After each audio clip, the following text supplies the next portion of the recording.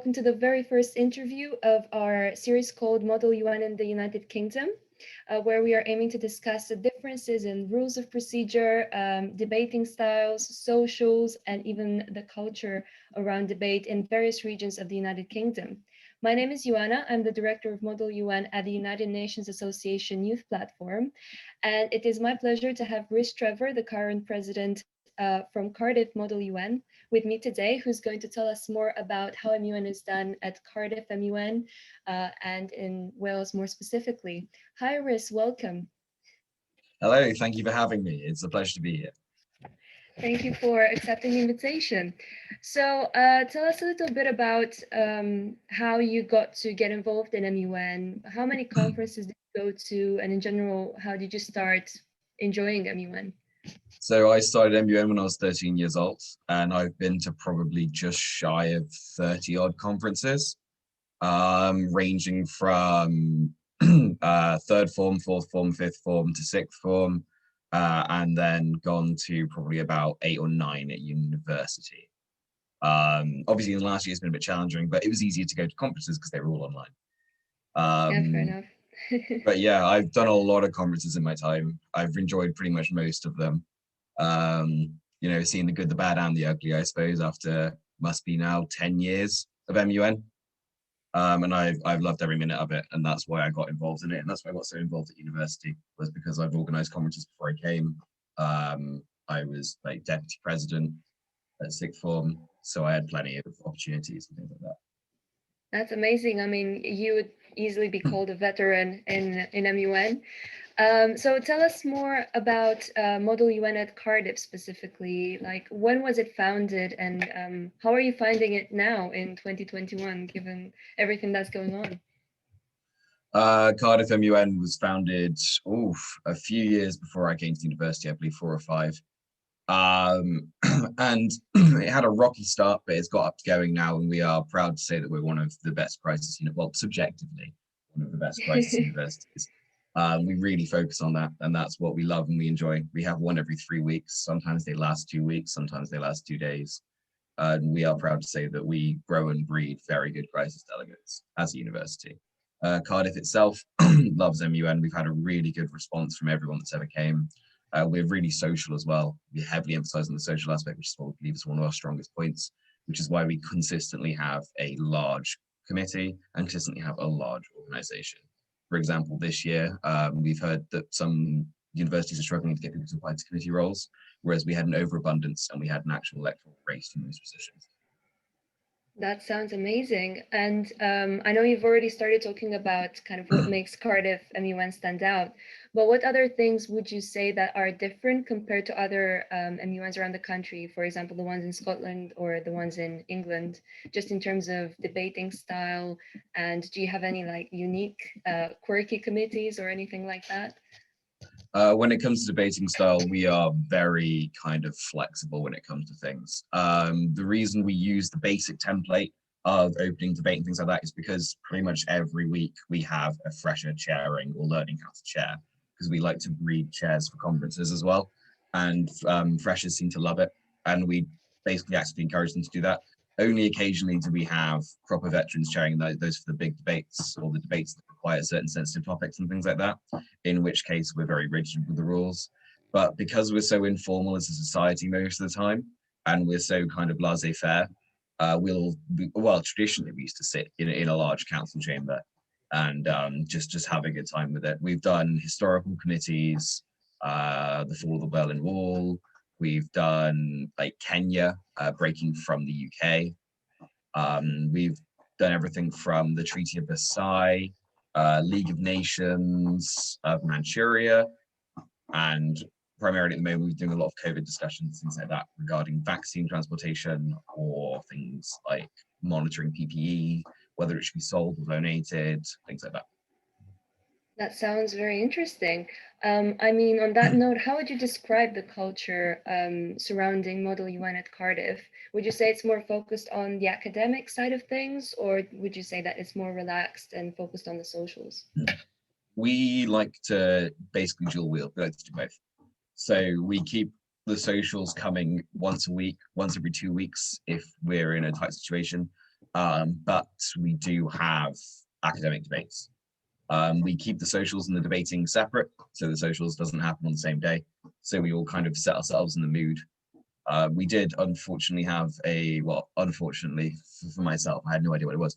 We had some sort of like quantitative easing debate last year that we had some guy rattle off proper statistics for like 30 minutes and he knew all of his stuff. It was very impressive. But we all left there thinking like, oh God, we can't do this again. He ran rings around all of us. But primarily, if you know your stuff and we do a debate on it, it'll be very academic. But the socials themselves are all very separate. We have plenty of them. To be fair, this year I was very lucky. My social sec and my social media secretary, who is not president, coming in to be the president in September, kicked ass, absolutely kicked ass, getting the socials out there. It was fantastic. Picnics in the park, COVID allowing, different things. Like we had some sort of like wacky laser questing when that was open, bowling, political films, like a couple of political films came out when the cinemas were still reopened, and we organized trips to them, as well as doing online quizzes as well for students that didn't want to come outside or things like that, like wanted to look after themselves. We did plenty of those. We had permitted six-man events at people's houses and things like that. We run D&D groups for the society and board game nights as well. Yeah, wow, that's a lot of social events. I think that's really impressive, and especially during COVID times when it was so hard to organize anything online. That's really, really good. I mean, do you think that the conference culture at Cardiff is representative of the one in Wales in general, or would you say that there are differences within Wales as well?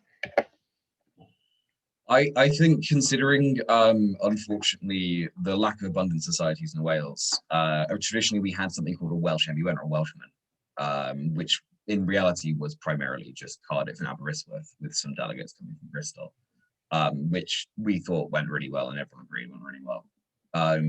We all kind of have the same culture. We all traditionally we looked after each other and things like that. And recently, we've very much promoted on getting sixth formers involved in MUN as well in the local community by inviting them. And well, Cardiff MUN, I believe it was 2020, we must have had 60 odd sixth formers. And we also had Dutch students and things like that there as well. We really promoted that, and we're trying to get involved in the local community now a lot more with promoting MUN. And yeah, we've got a good influx of freshers who originally found us through that process as well.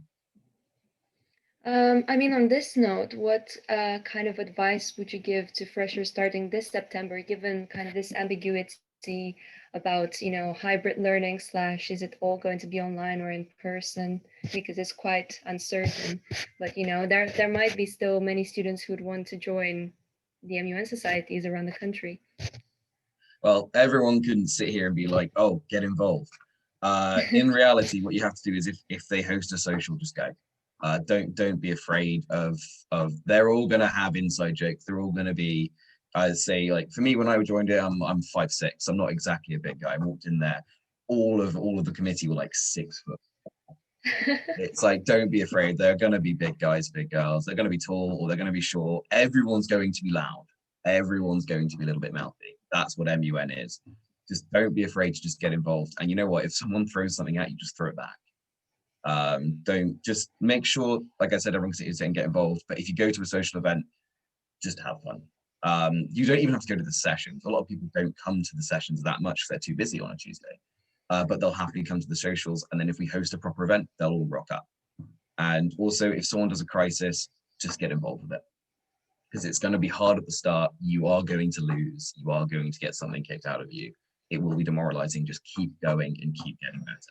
And don't be afraid to write essays in them either, because people love that. Yeah, indeed, indeed. I mean, on that note as well, how did you guys manage to adapt the crises to the online environment? Because obviously the beauty of MUN is doing debates in person. And in my conversations with societies around the country, there are people who use different softwares, who had different systems in place. What did you find? What did you use that you found most useful and most efficient in the online environment? So ironically, we found that crises can actually be done very well online rather than in person. We still enjoy them in person. We can't wait to have another one in person. But there's far less, best way to describe it is loose lips sink ships kind of vibe. When you're in a crisis and you're trying to do something secret and Backroom pulls you aside, everyone knows you're up to something. That doesn't happen online. We use Discord because you can have multiple channels, multiple voice calls, different permissions that allowing different access to different things. There's no faff. It's easy, it's simple. Someone joins the server. With a click of a button, I've given them their role, their permission. They know what they're doing. We have a template, we have it set up. It's easy to roll out. And also Crisis Online, we still use Master of Disaster for certain things, for rotating resources, but we can just use Google Maps like everyone else can, access it, give people details. And because we're all sat on our computers, it gives us far more time rather than walking around to really put some hard detail into these crises. And what we did was we allowed people to choose their passions, and they did. And they went wild with it this year. We had some absolutely cracking crises, and we've trained up plenty of delegates to basically carry this on next year. Amazing.